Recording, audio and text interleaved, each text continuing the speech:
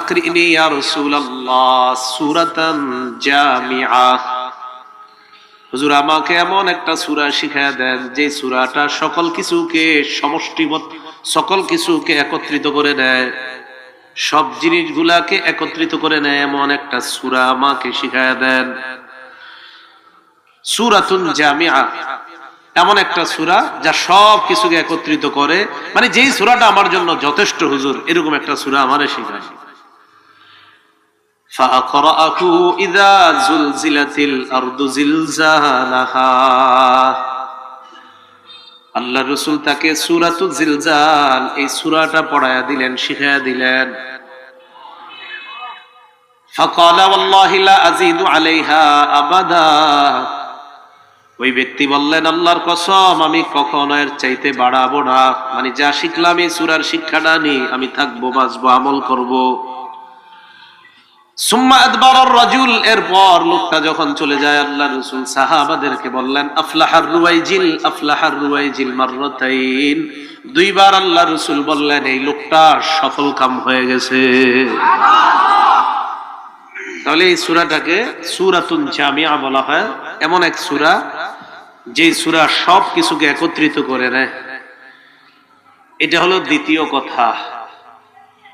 3 number কথা, এই সূরা পাঠ করার ফজিলত তিরমিজি শরীফের 2895 নাম্বার হাদিসের বর্ণনা। এই হাদিসের বর্ণনাকারী সাহাবী আনাস ইবনে মালিক রাদিয়াল্লাহু তাআলা আনহু।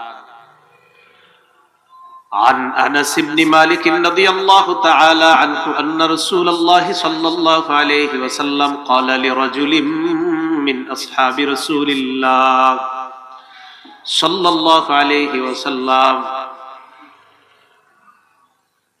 আনাস ইবনে মালিক বলেন, আল্লাহ রাসূলুল্লাহ সাল্লাল্লাহু আলাইহি ওয়াসাল্লাম قال لرجل من أصحابه।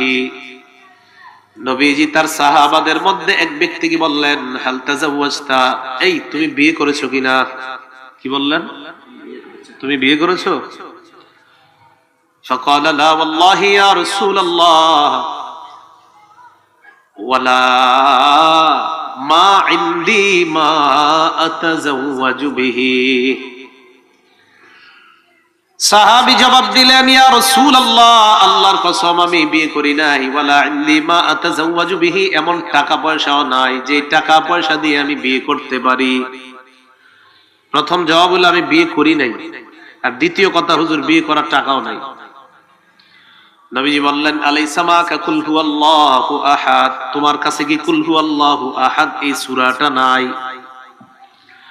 ক্বালা বালা ইয়া রাসূলুল্লাহ, জি হুজুর আমার কাছে সূরা ইখলাস আছে, কুল হুয়াল্লাহ সূরা আমার মুখস্থ। ফাকালা সুলুসুল কুরআন, তাহলে তো কোরআনের 3 ভাগের 1 ভাগ তোমার কাছে আছে। আলাইসা মাকা কুল ইয়া আইয়ুহাল কাফিরুন, তোমার সাথে কি সূরা কাফিরুন নাই? কুল ইয়া আইয়ুহাল কাফিরুন সূরাটা কি তোমার কাছে নাই? ক্বালা বালা ইয়া রাসূলুল্লাহ, তিনি জবাব দিলেন, জি হুজুর এই সূরাটা আমার মুখস্থ। নবীজি বললেন, রুবুল কুরআন, তাহলে তো কোরআনের 4 ভাগের 1 ভাগ তোমার কাছে আছে। আলাইসা মাকা ইযা জাআ নাসরুল্লাহি ওয়াল ফাত, তোমার কাছে কি সূরাতুন নাসর নাই? ইযা জাআ নাসরুল্লাহি ওয়াল ফাত, এই সূরাটা কি নাই? ক্বালা বালা ইয়া রাসূলুল্লাহ, জি হুজুর আছে। নবীজি বললেন, রুবুল কুরআন, তাহলে তো তোমার কাছে কোরআনের 4 ভাগের 1 ভাগ আছে। এর উদ্দেশ্য হলো একবার সূরা নাসর পাঠ করা, কোরআনের 4 ভাগের 1 ভাগ পড়ার সওয়াব পাওয়া যায়। এরপর নবী বললেন, আলাইসা মাকা ইযা জুলজিলাতিল আরদ, তোমার কাছে কি সূরা জিলজাল আছে? ইযা জুলজিলাতিল আরদ, এই সূরাটা মুখস্থ আছে কিনা? ক্বালা বালা ইয়া রাসূলুল্লাহ, এই সূরাটাও আমার মুখস্থ। নবী বললেন, এটাও রুবুল কুরআন, কোরআনের 4 ভাগের 1 ভাগ, একবার যদি এটা পড়ো কোরআনের 4 ভাগের 1 ভাগের সওয়াব পেয়ে যাইবা। এই হাদিস থেকে জানলাম সূরা জিলজাল কোরআনের 4 ভাগের 1 ভাগ। তিরমিজি শরীফের 2893 নম্বর হাদিসের বর্ণনা। এই হাদিসের বর্ণনাকারীও আনাস ইবনে মালিক রাদিয়াল্লাহু তাআলা। عن أنس بن مالك رضي الله تعالى عنه قال قال رسول الله صلى الله عليه وسلم নবীজি বলেন মান ক্বারা কুল হুয়াল্লাহু আহাদ, যে ব্যক্তি কুল হুয়াল্লাহু আহাদ এই সূরাটা পড়বে, উদিলাত লাহু বিসুলুসিল কুরআন, তার আমলনামায় কোরআনের 3 ভাগের 1 ভাগের সওয়াব লিপিবদ্ধ করে দেওয়া হবে। ওয়ামান ক্বারা ইযা জুলজিলাতিল আরদু জিলজালাহা, কেউ যদি সূরা জিলজাল ইযা জুলজিলাতিল আরদু এই সূরাটা একবার পাঠ করে, উদিলাত লাহু বিনিসফিল কুরআন, অর্ধেক কোরআন পড়ার সওয়াব আল্লাহ তাকে দিয়ে দিবেন। আগের হাদিসে জানলাম 4 ভাগের 1 ভাগ, এখানে জানলাম অর্ধেক। বাকি ওই হাদিসের চেয়ে এটার মজবুত, এটার সনদ মজবুত বেশি। অর্ধেক সওয়াব যেটা, ওটার চেয়ে এটার সনদটা বেশি মজবুত। তাহলে যাই হোক, 4 ভাগের 1 ভাগও তো কম না, আর অর্ধেক হলো আরো বেশি। তাহলে এইভাবে এই সূরার ফজিলত বললেন। তো যাই হোক, ওই যেই সূরার মধ্যে নবীজি তখন প্রশ্ন করলেন যে তোমার কাছে কুল হুয়াল্লাহ আছে, জিলজাল আছে, কুল ইয়া আইয়ুহাল কাফিরুন আছে, এরপরে ইজা জা নাসরুল্লাহ আছে, তাজাওয়াজ তাজাওয়াজ, আরে তোমার কাছে এত সূরা থাকতে তুমি আবার টাকার কি টেনশন করো? এইগুলাই তো আছে, বিয়ে করো বিয়ে করো। বাকি এই যুগে আবার এই কোরআন দিয়া মোহর দেওয়া যাবে কিনা এটা আবার ফতুয়া নিয়ে নিয়েন। এই যুগে আবার এই কাজ করতে যায় না, এটা মুফতি সাহেবদের থেকে লিখিত ফতুয়া নিয়ে নেবেন যে হুজুর এই যুগে কি হবে কিনা। তো সূরা জিলজালের ফজিলত জানলাম আমরা, এটা একবার পড়লে কোরআন অর্ধেক পড়ার সওয়াব পাওয়া যায়। আল্লাহ আমাদেরকে এই সূরাটার উপর আমল করার তৌফিক দান করেন। 4 নাম্বার আলোচনা, এই সূরার তাফসীর। আয়াতের দিকে আমরা যাই। আল্লাহ পাক রব্বুল আলামিন বলেন, ইযা জুলজিলাতিল আরদু জিলজালাহা, যখন প্রচন্ড প্রকম্পনের মধ্যে জমিন প্রকম্পিত হবে, একটা আরেকটা, যখন প্রচন্ড কম্পনের মধ্যে জমিনটা প্রকম্পিত হবে, সব নড়াচড়া করবে, তাহাররাকাত মিন আসফালিহা, জমিনের নিচে যা আছে, তাহাররাকাত মিন আসফালিহা, নিচে যা আছে শুধু উপরের গুলা নড়বে এমন না, ওর নিচে যা আছে সবগুলো নিয়ে নড়াচড়া করবে, কাঁপতে থাকবে। মাত্র 48 সেকেন্ডে আল্লাহ পুরা দুনিয়াবাসীর এই স্তব্ধ করে দিচ্ছে। কয় সেকেন্ডে? 48 সেকেন্ডে। তো এটা তো কিয়ামত না, এটা কিয়ামতের আগে একটা দেখাই দিল আল্লাহ। এটা কিন্তু কিয়ামত না, এটা কিয়ামতের আগে আল্লাহ শুধু একটা আলামত দেখাইল। এই জন্য মনে রাখবেন, কিয়ামতের যে ভূমিকম্প, এটার আগে যে ভূমিকম্প গুলা হবে এগুলা কিয়ামতের আলামত। বলেন এগুলা কি? সহিহ বুখারীর বর্ণনা 1036 নম্বর হাদিস।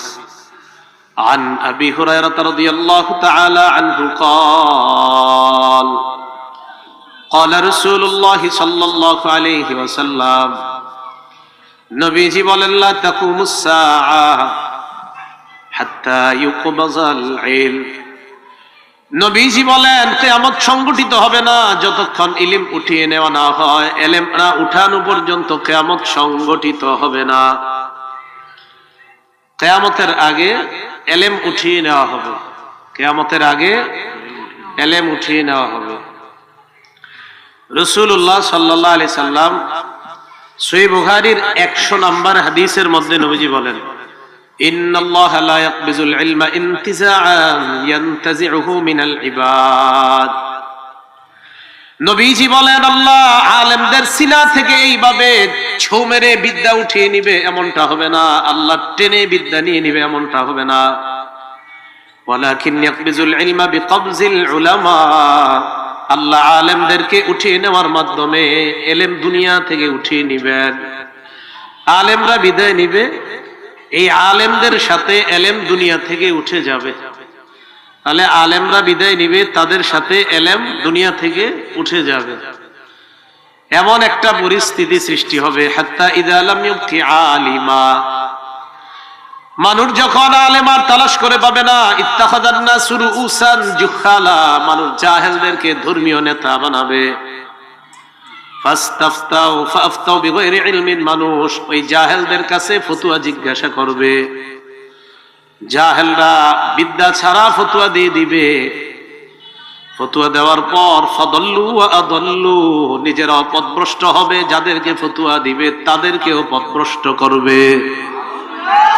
যেমন লেখা পাঠাবেন যে নারীরা কি অপবিত্র অবস্থা, অর্থাৎ তাদের যে অসুস্থতা অবস্থায় কোরআন পড়তে পারবে কিনা, মনে করেন মাইরা দিবে, হ্যাঁ পারবে, দিয়ে দিল, হ্যাঁ দিয়ে দিল। অথচ আছে হাদিসের মধ্যে আল হাইজ ওয়াল জুনুবু লা ইয়াকরাউনাল কুরআন, যাদের উপর গোসল ফরজ আর যে সমস্ত নারীরা অসুস্থ হবে তারা কোরআন পড়তে পারবে না, তো এই বলে দিল আর কি পড়তে পারবে। এরকম বিদ্যা ছাড়া ফতোয়া দিয়ে দিবে, এমন একটা অবস্থা সৃষ্টি হবে। আল্লাহ আমাদেরকে বুঝার তৌফিক দান করেন। রাসূলুল্লাহ সাল্লাল্লাহু আলাইহি সাল্লাম বলছেন, লা তাকুমুস সাআ হাত্তা ইউকবাজাল ইলম, কিয়ামত হবে না ইলম না উঠিয়ে নেওয়া পর্যন্ত। এরপর নবী বলেন, ওয়াতাকসুরাজ জালাজিল, কিয়ামতের আগে অনেকগুলা ভূমিকম্প হবে, একটা না অনেকগুলা ভূমিকম্প হবে। বলেন একটা না অনেকগুলা? সে অনেকগুলার মধ্যে যে আমাদের বাংলাদেশে হবে না ব্যাপারটা কিন্তু এমন না, অনেকগুলা হবে। ওয়াতাকসুরাল ফিতান, ফিতনা হবে অনেকগুলা, একের পর এক ফিতনা আসতেই থাকবে। ওয়ায়াকসুরাল হারজু, খুন খারাপি বাড়তেই থাকবে। বলেন এগুলা কি বাড়ছে না কমছে?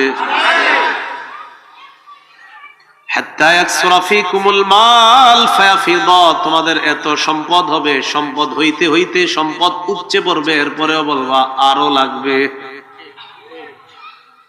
সম্পদ হইতে হইতে উপচে পড়বে। তাহলে কিয়ামত হবে না, এর মধ্যে একটা জানলাম, তাকসুরাজ জালাজিল, ভূমিকম্প অনেকগুলা হবে। ভূমিকম্প অনেকগুলা হবে। তো আমরা ভূমিকম্প জানলাম এক নাম্বার, ভূমিকম্প কিয়ামতের আলামত। তাহলে আসল ভূমিকম্প যেটা হবে তো কিয়ামত হয়ে যাবে যখন ওইটা হবে, আর এটা আলামত। তাহলে তুরস্কে যেটা হয়েছে এটা কি কিয়ামতের আলামত। দুই নাম্বার, ভূমিকম্প হওয়ার অন্যতম একটা কারণ আদম সন্তানের পাপ বেড়ে যাওয়া। কি বেড়ে যাওয়া? পাপ বেড়ে যাওয়া ভূমিকম্পের একটা কারণ। পাপ যত বাড়বে ভূমিকম্প তত বাড়বে। ইবনে মাজাহ 4020 নম্বর হাদিসের বর্ণনা। عن أبي مالك الأشعري رضي الله تعالى عنه قال قال رسول الله صلى الله عليه وسلم, আবু মালিক আশআরী রাদিয়াল্লাহু তাআলা আনহুর বর্ণনা, আল্লাহর রাসূল বলেন, লা ইয়াশরাবান্না নাসুম মিন উম্মতি আল খামরা, আমার উম্মতের একদল মানুষ মদ পান করবে, ইউসাম্মুনাহা বিগাইরি ইসমিহা, এরা মদ পান করবে অন্য নাম দিয়ে, নাম পরিবর্তন করে মদ পান করবে, নাম দিবে এক এক নাম দিবে, আর মদ খাবে বিভিন্ন নাম দিবে। নেশা জাতীয় দ্রব্যের অনেক নাম দিবে, কানাডা ড্রাই, মাস্তুদ, আরো অনেক কিছু নাম দিবে, এই সেই। তো নাম দিয়ে তারা এগুলা পান করবে। নবীজি বলেন, মাতাল অবস্থায় ইউযাফু আলা রুউসিহিম বিল কাইনাতি ওয়াল মুগান্নিয়াত, এরা মাতাল অবস্থায় থাকবে, তাদের সামনে ঢোল তবলা বাজনা চলবে আর নর্তকীরা নাচানাচি করতে থাকবে। রাসূল বলছে এমন একটা অবস্থা হবে। কবে হবে বলেন তো? আরো ভবিষ্যৎ প্রজন্ম অপেক্ষা করবে হওয়ার, না চলছে? রাসূল বলেন, আমার উম্মতের একদল মদ পান করবে অন্য নাম দিয়ে। যখন অন্য নাম দিয়ে মদ পান করবে তখন তাদের সামনে মাতাল অবস্থায় নর্তকীরা নাচানাচি করবে, নাচের তালে তালে এরা মদ খাবে, আর নায়িকা গায়িকারা নাচবে, আর মাদকের ভয়াবহতা এরকম রূপ ধারণ করবে, যেটা আগামী 14 ফেব্রুয়ারিও আমাদের দেশেও হবে। লজ্জা শরম যাদের আছে তারা এই 14 ফেব্রুয়ারি পালন করবে না। যদি লজ্জা শরম না থাকে, ভূমিকম্প থেকে যদি শিক্ষা না নেয়, তাহলে কি করা? পাপ বাড়বে, ভূমিকম্প আসবে। পরে রাসূল কি বলে দেখেন, নবীজি বলেন, এমন অবস্থা যখন হবে, ফায়াখসিফাল্লাহু বিহিমুল আরদ, এমন অবস্থা হবে এক পর্যায়ে তাদের পাপের মাত্রা এত বাড়বে, ইয়াখসিফুল্লাহু বিহিমুল আরদ, আল্লাহ তাদেরকে জমিনের মধ্যে ধসিয়ে দিবেন। ধসাইছেন জমিনে, জমিনে ধসিয়ে দিবেন। চোখের পানি রাখতে পারবেন না। কি দৃশ্য! যখন এই দৃশ্যগুলা দেখি আমারও অনেক কিছু বলতে মন চায়, জানি বললে অনেক ট্যাগ লাগবে আমার গায়ে, তাই বলি না।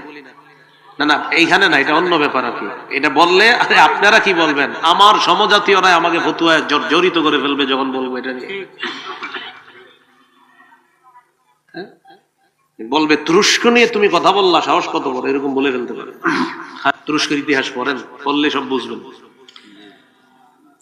আল্লাহ পাক রব্বুল আলামিন জমিনের নিচে এদেরকে ধসিয়ে দিবে। আল্লাহ বলছেন, রাসূল বলছেন জমিনে, এটা তুরস্ক হোক আর যে দেশ হোক, কথা হলো অপরাধ বাড়বে। তো হতে পারে ওই দেশের অপরাধ বাড়ার কারণে আল্লাহ পাক রব্বুল আলামিন তাদেরকে জমিনের নিচে ধসিয়ে দিবে। ভূমিকম্পের মাধ্যমে পুরা এমন অবস্থা হবে, বিল্ডিং পড়বে, ওই বিল্ডিং সহ আপনি যে মাটির কত নিচে চলে যাবেন নিজেও জানবেন। মাটির কত নিচে এক একজন আছে, হদিস নাই, তালাশ করেই পাচ্ছে না। আর কি হতে পারে, ওয়াজআল মিনহুমুল কিরাদাতা ওয়াল খানাজির, কাউরে আল্লাহ বানর বানাবে আর কাউরে শূকর বানায় দিবে অপরাধের কারণে। ভাই অপরাধ ছেড়ে দেন, আসেন সবাই ভালো হয়ে যায়। এই দেশটা রক্ষার জন্য সবাই ভালো হয়ে যায়, তাহলে এই দেশটা বেঁচে যাবে, এই দেশকে আল্লাহ হেফাজত করবে। তাহলে যে অপরাধের কথা রাসূল বললেন ভূমিকম্প হওয়ার, এই অপরাধটা কি আমাদের দেশে হবে না চলছে? এই জন্য ভাই উচিত আপনি আপনার বন্ধুকে দাওয়াত দেন যে দেখো 14 ফেব্রুয়ারিকে কেন্দ্র করে এমন অপরাধ করবা না যে অপরাধে আল্লাহ তোমার উপর নারাজ হয়ে আমাদের দেশের নিরপরাধ মানুষগুলোকে আল্লাহ ভূমিকম্প দেয়। এই জাতীয় অপরাধ তোমরা করবা না, তোমাদের কারণে নিরপরাধ মানুষগুলা যেন ভূমিকম্পের নিচে না পড়ে। আল্লাহ আমাদের সকলকে হেফাজত করুন। আমিন।